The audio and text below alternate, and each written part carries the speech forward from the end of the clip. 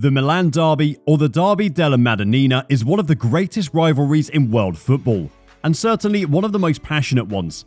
The Serie A has taken a dip in its popularity over the past few seasons, despite hosting some of the world's greatest talents. It may be because of the sheer dominance of Juventus, where they annihilated any notion of competition for viewers by winning the Scudetto every year starting in 2011 and ending in 2020. They won 9 Serie A titles in this time with global superstars like Gonzalo Higuain, Paulo Dybala, Pjanic, Paul Pogba, Arturo Vidal, and Marchisio all donning the jersey. And not just those names, but true legends of the game like Gianluigi Buffon, Andrea Barzagli, Andrea Pirlo, Bonucci, and Giorgio Chiellini. Juventus were good. Everybody knew. But it had been a long time since the Milanese clubs also boasted truly world-class squads, filled with players that excited fans from around the world.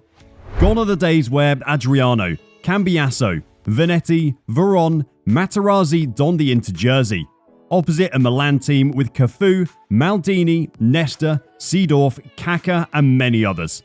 That was a time when the entire world would stop and watch the Milan teams play. They were elegant, tactically the leaders of the game, the upper echelons of the footballing world. True giants of football with global fan bases. They had many other world-class players featuring in the derbies too.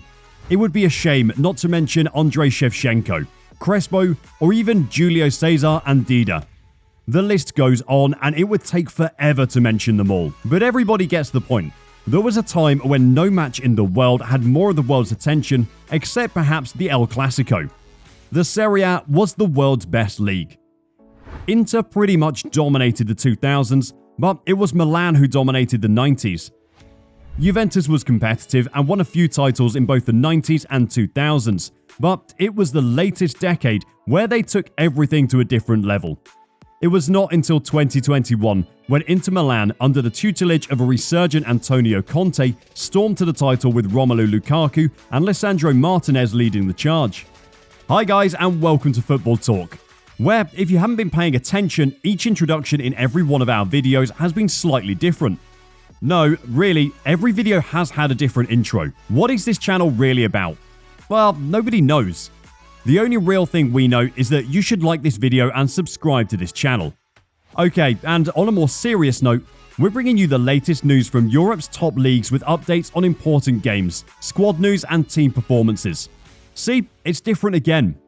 Then, in 2022, the red side of Milan won the title with Zlatan Ibrahimovic managing 15 goals for them in the Serie A, and many others rallying around him. Rafael Leao, Theo Hernandez, Rebic, Kessie, and Brahim Diaz all emerged as genuine stars of the game and cemented their status as one of the game's elites with their title win. Benacer and Tomori are also getting closer and closer to that elite level, with many great performances over the past few games. But that's not what the video is going to be about. The video is about two things. First, AC Milan and Inter Milan are back, and they've been back for a while. The Serie A is genuinely on the up again with all the superstars they have in their league. Additionally, it's no longer dominated by one or two clubs. AC Milan, Inter Milan, Napoli, Juventus, Roma, Lazio, and Atalanta all possess very strong squads and some of the best managers in the world. Udinese just knocked 4 past a rampant Roma team on Sunday and are level on points with them. So the league is still very competitive and has got big names distributed among many teams, and the quality of football has also improved dramatically. We're just 5 games in, but combine that competitive football with the presence of football icons like Jose Mourinho, Zlatan Ibrahimovic, Paulo Dybala, and the next generation of exciting talents like Dusan Vlahovic and Rafael Leao, the league has certainly become very attractive to football viewers.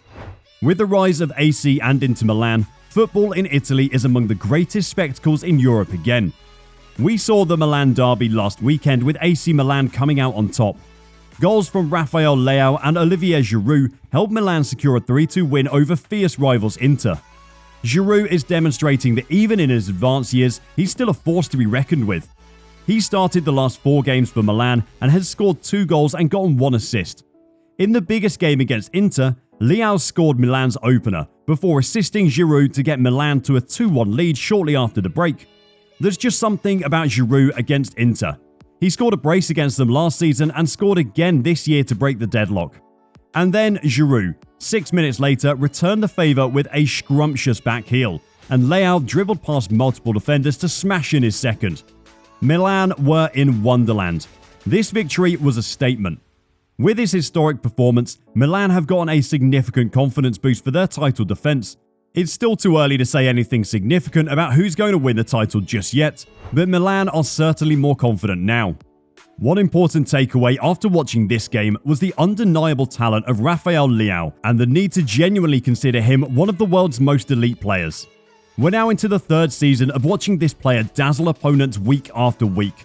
His dribbling skills have always been extraordinary, and he cuts in from the left onto his dominant right foot and wreaks havoc in the box.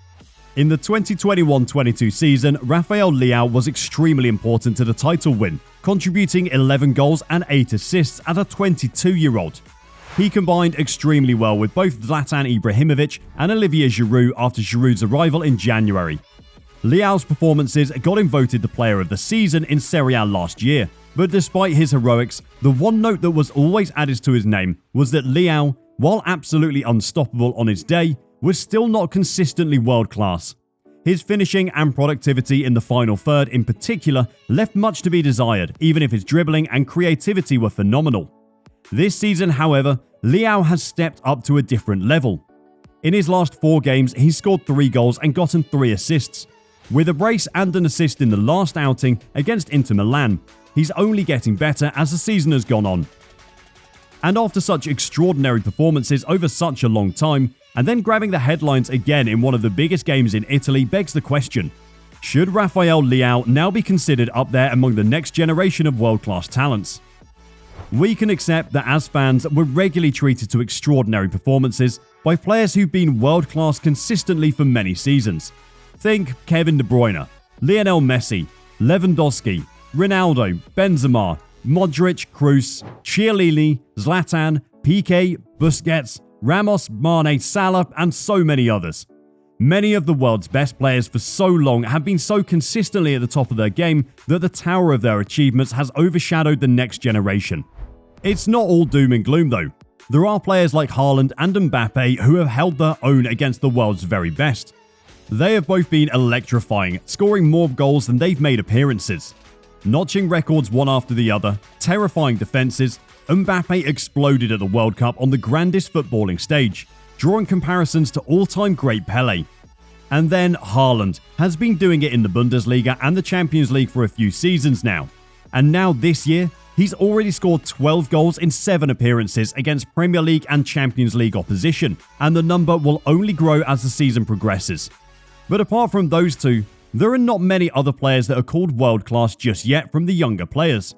Vinicius Jr. has come closest with his extraordinary performances for Real Madrid in both the Champions League and La Liga, and could be put up there in the conversation with them. Then there's a group of players that are truly elite but come a level below the other 3. Phil Foden is one that's certainly very close, Juventus' Dusan Vlahovic, Arsenal's Bukayo Saka, Chelsea's Reece James, Atletico Madrid's João Felix, Barcelona's Pedri and Araujo, Liverpool's Trent Alexander-Arnold, and Real Madrid duo Camavinga and Tchouaméni, also arguably from the very small group of truly elite players from the next generation. Rafael Leao might arguably be the best among this group and push for a spot next to Haaland and Mbappe very soon. This might sound a little too outlandish, but trust us. The people that have been watching Serie A over the past few years can attest to the insane talent that this player possesses. Leao is on a different level on the pitch. As a player, he's tall for a winger, nearly 6 feet 2 inches and very powerful. It's very unusual for such a strong presence on the wing to be as fast and nimble as he is with the ball. What's scary about the way he plays is his ability to navigate tight spaces with his immense physicality. He's very comfortable going past multiple defenders, either dribbling past them or powering through them using his strength and speed.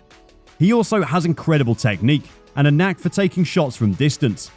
Many people have likened him to a young Thierry Henry, and there's a reason why Chelsea were willing to pay over $100 million for him. His finishing has only been improving every time he's made an appearance. And from the wing, he is a devastating presence. His pace and decision-making and direct tutelage under Zlatan Ibrahimovic and Olivier Giroud, given his close relationship with them, could potentially draw out aspects of his game that would make him truly unstoppable. This season, he'll be playing on the biggest stage once again with AC Milan, being drawn in a group with Chelsea, Dynamo Zagreb, and RB Salzburg. With Milan's strong showing this season against Inter at the start and Leao's performances, we can be certain he would want the world to know his name this year. Additionally, with this year being a World Cup, Leao could potentially be lining up with the likes of Bernardo Silva, Ronaldo, João Felix, and Bruno Fernandes in the World Cup squad by December. If you're not aware of this player at all just yet, tune into Milan's games this season, and you might see why so many people in the world are looking at him as one that genuinely has the potential to become one of the world's very best players.